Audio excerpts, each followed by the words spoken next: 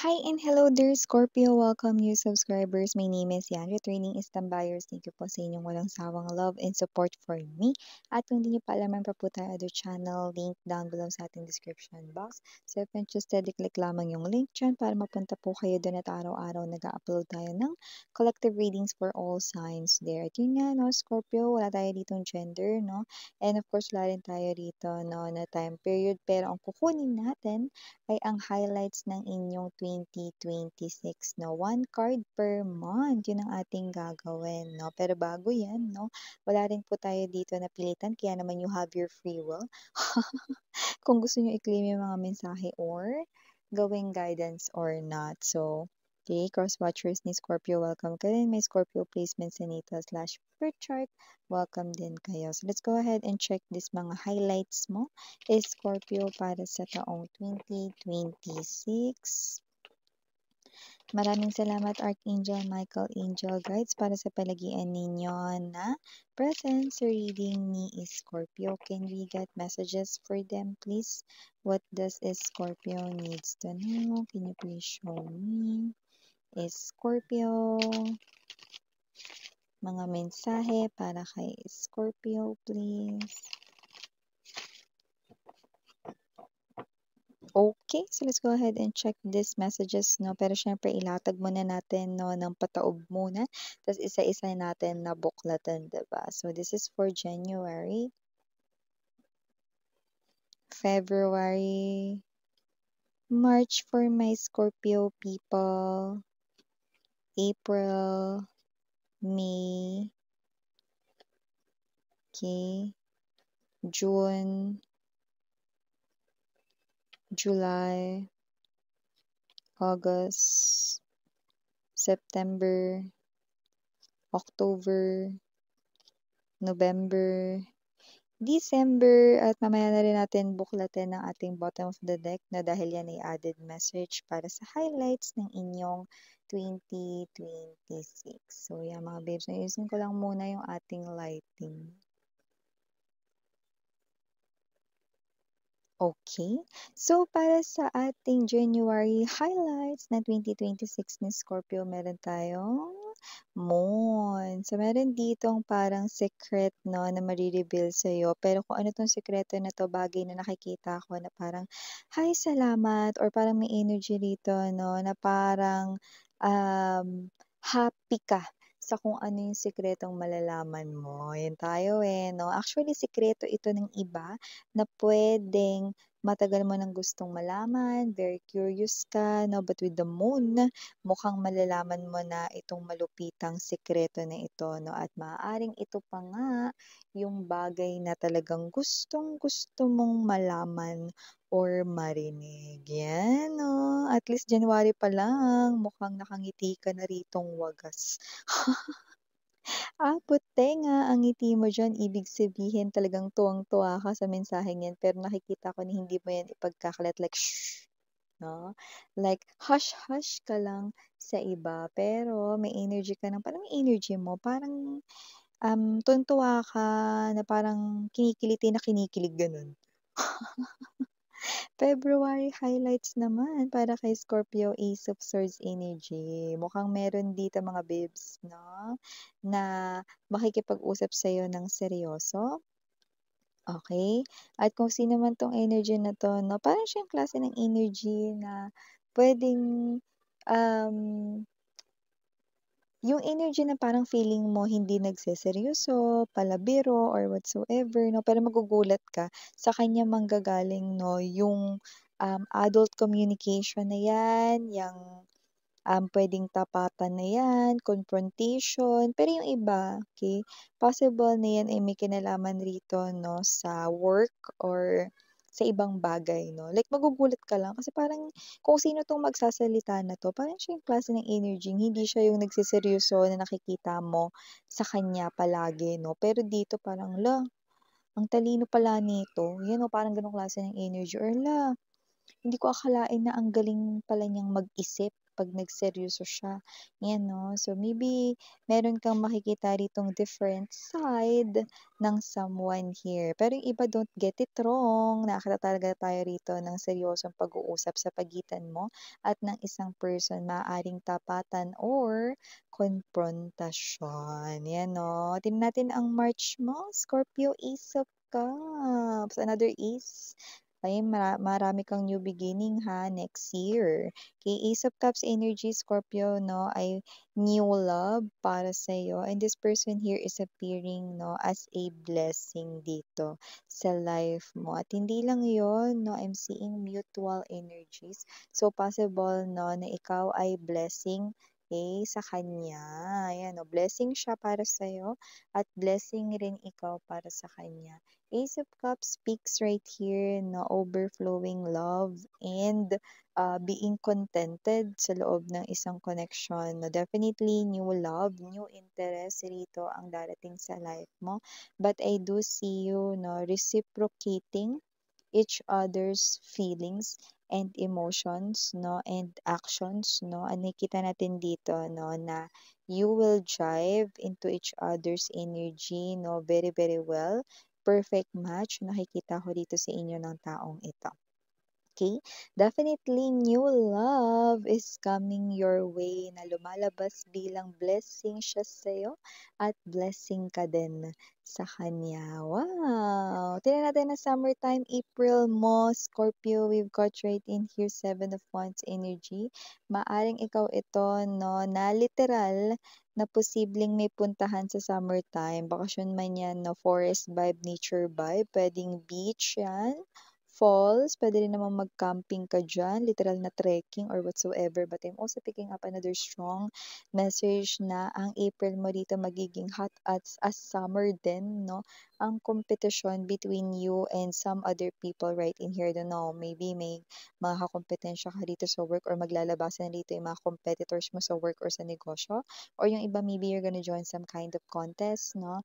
At yung iba ay meron din ditong entries, 'no? Palabarn din ang energy nila. So definitely competition ang nakikita ko dito. Pero nakikita ko makalalamang ka is Scorpio. Yun ang maganda dun, 'di ba? Yung makakalamang ka kahit may mga kakumpetensya sa paligid, yan 'no. Puwede ba yun sa love, Miss Yan? Yes, yung iba actually sa love, puwedeng may karibal ka rito pero lamang ka 'te. Or lamang kapre. Tingnan na natin ang memo rito, Scorpio King of Cups. Meron dito na patorpe-torpe, no, na pwedeng nanahimik sa feelings niya ng maraming taon. Friend yan sa nafe-feel ko rito. Pero yung iba, friend na kapitbahay or iba kapitbahay. Matagal na kapitbahay, no? So, nakita natin dito kung sino man yan. I-sploop niya na ang kanya ritong feelings for you, King of Cups, no? So, nakikita ko yung feelings niya for you, trueness sa. So, nakikita ko dito na itong person na 'to na medyo nahihiya lang talaga siya rito kasi parang mas maganda kasi yung, background mo sa trabaho, eh. Parang lumalabas kasing mas successful ka. So, parang meron siyang insecurity na gano'n, okey, sa kanyang self lalo. Pero gano'n pa man, naamin pa rin siya ng emotions and feelings sa'yo. Diyos ko, okey. Dapat lang umamin na 'to sa'yo 'no, ang tagal-tagal niya na kaya ano, may gusto sa'yo, iba nga dekada na, eh, 'no. Pero nakakaloka, tinago niya lang talaga. Alam mo kasi pagka King of Cups ang energy ng isang person, hindi talaga imposible 'no, na kayang itago ng isang King of Cups 'no. It's an energy, wala tayong gender dito. Na ibig sabihin niyang energy na 'yan kaya niyang itago ang feelings niya 'no, kahit super tagal. So, tingnan natin ang inyong June, Scorpio, Ace of Wands, another Ace. Ang dami mong new beginnings, 'no, sa mga mangyayari, 'no, na puwede mong antabayanan next year, 'no. Pero dito with the Ace of Wands energy, nakita ko rito meron ditong excited makita ka. It could be a friend or someone here na matagal mong hindi nakita, 'no, and excited ka rin na makita itong tao na 'to. May ka-LDR ba sa malayo or may inaabangan ba dito, 'no, na someone from malayo? Nakikita ko rin, 'no, na magkikita rin kayo nitong tao na 'to 'no, sometime sa June 2026 or kokontakin ka niya sa June 2026 'no, abangan mo 'yan mga babes. Nakikita ko kayo rito 'no, talagang magkikita kayong personal ng kung sino man 'yan, okey? So, tingnan natin ang highlights mo, Scorpio para sa buwan ng July, World Card energy. Possible rito na may business trip or puwede ritong, travel na hindi ikaw yung nag-set, yun yung nakita natin dito. Okay, pero nakikita ko mag-e-enjoy ka diyan. Possible pa nga rito na magkaroon ka rito ng connections na makakatulong daw sa future, dito 'no, is Scorpio 'no. Kunwari ito ay business trip, hindi ikaw yung nag-set niyan, siyempre yung company 'no, ikaw yung papadala, representative or baka kasali ka diyan, 'di ba, sa mga pupunta diyan. So, yung mga ma-meet ka ng mga connections na puwede mong magamit sa future. Okay, makatulong sa'yo sa future. Yung iba, hindi lang ito business trips 'no, puwedeng ito ay gala with friends na hindi ikaw yung nag-set 'no, like ibang tao or gala ng family 'no, 'yan. So, nakakita ko dito na may makikilala ka rito 'no, na ibang connections 'no, at yung iba possible pa nga na, magkagusto kung sino man yung makikilala mo diyan 'no, magkagusto sa'yo. Haba ng hair. Natapakan ko ata yung hair mo, ayan oh, world card energy, yan oh. Possible rin kasi na sa July maging mas lapitin ka rito ano, okey, ng tukso. Pero hindi ikaw yung matutukso, sila ang matutukso sa'yo. Yes, ang daming matutukso sa'yo, ang taray. So, tingnan natin ang month ng August mo, highlight ay Five of Swords energy, yan. Nakita tayo dito ng energy 'no, na meron ditong susuko, hindi niya ata kayang labanan 'no, ang kanya rito 'no, na ego and pride. Okay, mas natatalo siya rito 'no, ng kanya ritong, ego and pride 'no. At nakikita natin dito na kung sino man 'tong energy na 'to, possible na nakagawa siya rito ng pagkakamali sa'yo, pero nakikita ko rito ano, na itong tao na 'to ay, ikaw ang kanyang weakness. So, pasasaan ba 'no, baka nga bandang last week pa ng August 'no, makikipag-communicate itong mataas ang ego na 'to sa'yo, eh. Pero nakikita ko 'no, na ano man yung sasabihin niya sa'yo hindi yan pakikipag-away, actually ceasefire ang nakikita ko diyan. Possible na makipag-peace na siya sa'yo, 'yan 'no. Kagaya ng binanggit ko, ikaw ang weakness ng taong ito, 'yan 'no. So tingnan natin ang highlights mo para sa buwan ng September, strength energy. Possible rito na may paghugutan ka rito ng lakas ng loob, puwedeng family, hindi ko alam ano bang meron dito pero parang ikaw ito na meron kang inspirasyon or naghahanap ka or maghahanap ka ng inspirasyon para sa buwan ng September, puwedeng meron kang, um, parang alam mo yung pinagpe-pray ng matagal or whatsoever and then ikaw ito na gusto mong magtuloy-tuloy na parang may mina-manifest ka rito 'no, something for yourself and it looks like 'no, may mga times na magda-doubt ka if ito ba ay for you or whatsoever, then nakikita ko nahuhugot ka ng inspiration sa'yo ritong family, friends, yung mga nagtitiwala sa'yo. So ano man yan, nakita ko iba-iba naman yung mina-manifest niyo dito. May sa love, meron din sa career, meron din sa mga personal na mga plano mo sa life. Okay? Pero huwag mag-alala kasi nakikita ko rito na dito pa lang 'no, matapang kang ipagpapatuloy ito kahit nagda-doubt ka, go, 'di ba? Ta's nakikita ko dito na nilalaban mo kasi pangarap mo 'yan, 'di ba? Hangga't may buhay may pag-asa. So, tingnan natin dito para sa buwan ng October, highlight Three of Coins energy. Possible na mas dumami pa rito 'no, yung mga friends mo, like hindi ito pagpaplastikan sa'yo ha, talagang dadami pa rito yung friends mo 'no, dahil oo, may promotion dito, oo, may recognition ng pangalan mo rito, may credit dito, pero hindi dahil dun kaya ka nila lalapitan, hindi para magpalibre sa'yo. Or whatsoever 'no, kundi para mga babes 'no, talagang maging friend ka 'no, hindi para gamitin ka dito or puwede bang gawin 'to or whatsoever, hindi gano'n. Talagang nakikita ko lang na talagang ito yung time kung saan dadami mga friends mo at, mai-inspire mo din sila, mamo-motivate mo rin sila rito to be like you sa work mo rito 'no. So nakikita ko rito 'no, na may mga energies na makikipag-friends sa'yo 'no, makakarinig ka diyan ng "Uy, puwede niyo ba ako isabay sa lunch?" Ano, mga gano'n. So, I do pick up 'no, that you will be more connected here 'no, sa mga people, sa workplace mo or sa negosyo mo or you could have both. Just take how this resonates but I'm seeing you receiving recognition, makakarinig ka ng mga compliments and you will gain more friends. Ayan 'no. Tignan natin November, meron bang inaanak na pupunta? Ang aga naman Miss yan 'no. Well, hindi inaanak ang pupunta, Five of Cups energy, kundi ang naglasing. You will gonna, receive here a drunk message or a drunk call from a drunk man or woman, 'no? At nakikita natin dito kung sino man 'yan, naglasing 'yan dito kasi November na.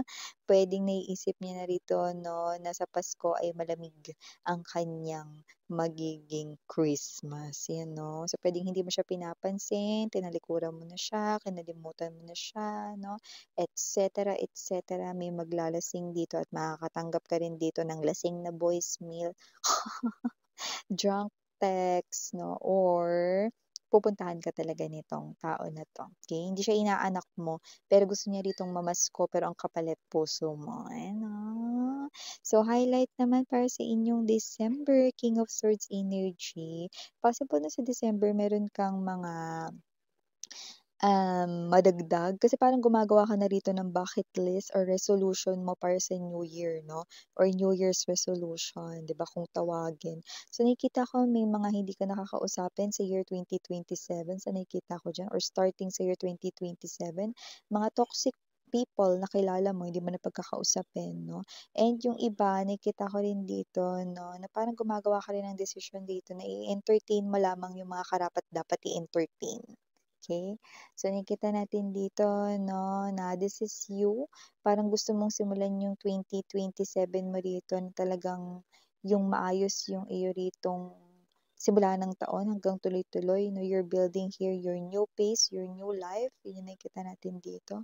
And also parang may strategy ka rin ditong ginagawa para lumago pera mo or para lawakin yung pera mo rito 'no. So, maybe it has something to do with your career, job, baka may maisip ka diyang ideya and ia-apply mo sa negosyo mo or sa trabaho mo na nakikita ko dito because I'm seeing that you're wearing a crown. So, I think 'no, parang ipu-push mo rito yung pagyaman, okey, or paglago ng pera mo lalo 'no, sa year 2027. Added message para sa iyong 2026, we've got the Nine of Cups, wish fulfillment ito 'no, para sa'yo, 'yan 'no. Scorpio, may wish ka ritong matutupad 'no, at mukhang ito ay wish na talagang nanggaling sa kaibuturan ng iyong heart 'no. This is a long time wish mo na matutupad at nakikita ko 'no, na kung ano man yang bagay na yan, ke pasok sa banga, 2026 mare-receive mo yang wish na yan 'no. Kung ano yan, na parang matagal ng gusto or hangarin ng puso mo na akala mo, ke ay hindi na mangyayari or matutupad. Well, mangyayari or matutupad dito. So, i-claim mo na yan rito, Scorpio. Maraming salamat sa oras mo. Again, I'm Yuriana on ni Sarang Heyo Love and Light. Annyeong.